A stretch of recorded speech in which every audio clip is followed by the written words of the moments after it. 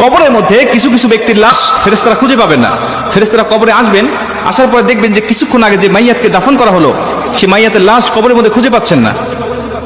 আল্লাহ রাসূল সাল্লাল্লাহু আলাইহি সাল্লাম বলেন, বুখারীর বর্ণনায় আসছে যে মাইয়াতকে যখন দাফন করে আত্মীয় স্বজনরা চলে যায়, 40 কদম দূরে যাওয়ার পরেই 40 কদম দূরে যাওয়ার পরেই তার কবরে ফেরেশতার আগমন হয়। দুইজন ফেরেশতা তার কবরে আসে।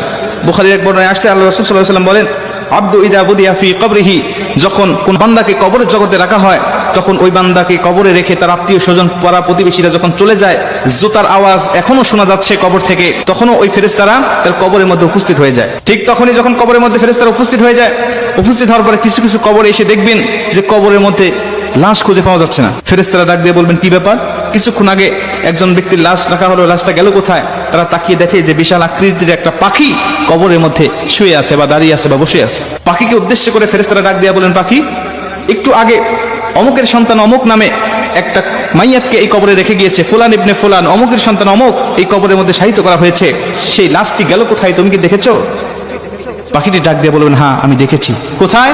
তো বললেন, সে আমার ডানার তলে ঘুমাচ্ছে, আরামের ঘুম, প্রশান্তির ঘুম দিয়েছে, আমি তাকে কবর থেকে জাগ্রত করব না। ইসরাফিল আলাইহিস সালাতু ওয়াসসালাম যখন সিংহায় ফুঁক দিবে তখন পর্যন্ত আমি তার পাহারাদার হিসাবে এখানে থাকবো, তাকে প্রশান্তির ঘুম দেওয়ার জন্য আমি এখানে তাকে পাহারা দিব। মুসলমান ভাইরা আমার, ফেরেশতারা পাখিকে ডাক দেয়া বলবেন, পাখি রে, ওই ব্যক্তিকে একটু বের করে দাও, আমরা তাকে শুধু 3টা প্রশ্ন করে চলে যাব। 3টা প্রশ্নের উত্তর যদি দিতে পারে তাহলে তুমি তাকে আরামের ঘুম, প্রশান্তির ঘুম তুমি তাকে পেরে রাখবে। পাখিটি ডাক দেয়া বলেন, না, আমি তাকে বের করে দিব না, আমি তাকে বের হতে দেব না, আমি তাকে ডাক দিতে পারবো না। খবরদার, তোমরাও উচ্চ স্বরে কথা বলবে না। বান্দা বড় ক্লান্ত শ্রান্ত শরীর নিয়ে, দেহ নিয়ে দুনিয়াতে আল্লাহর ইবাদত বন্দেগী করে এসেছে, আমি তাকে প্রশান্তির ঘুম পাড়িয়েছি, এই ঘুম থেকে আমি তাকে জাগনা করতে পারবো না। জোরে কোন সুবহানাল্লাহ। আমি তাকে জাগনা করতে পারবো না ঘুম থেকে। ফেরেশতারা ডাক দিয়া বলবেন, তোমাকে জাগনা করতেই হবে, কারণ আমি তাকে 3টা প্রশ্ন করব, তাকে রব সম্বন্ধে, দিন সম্বন্ধে আর নবী সম্বন্ধে তার কেমন ধারণা আছে, আমি তার কাছ থেকে এই জবাবদিহিটা নিতে চাই। তারপরে তুমি তাকে আরামের ঘুম, প্রশান্তির ঘুম তুমি তাকে পারাবে, যদি সে উত্তরগুলো দিতে পারে। আর যদি না দিতে পারে তাহলে তার কবরটা হবে জাহান্নাম, জাহান্নামের গর্ত, তাকে জাহান্নামের বিভিন্ন আযাবগুলো ভক্ষণ করতে হবে। মুসলমান ভাইরা আমার, পাখিটির সঙ্গে সঙ্গে ডাক দিয়া বলেন, ফেরেশতা, তুমি জানো না এই ব্যক্তিকে আমার আল্লাহ পাক ভালোবাসেন, এবং আমি যে পাখি আকারে তোমরা আমাকে দেখতে পাচ্ছ, আমি দুনিয়ার কোনো পাখি নয়, আমি হলাম এমন একটি আমল।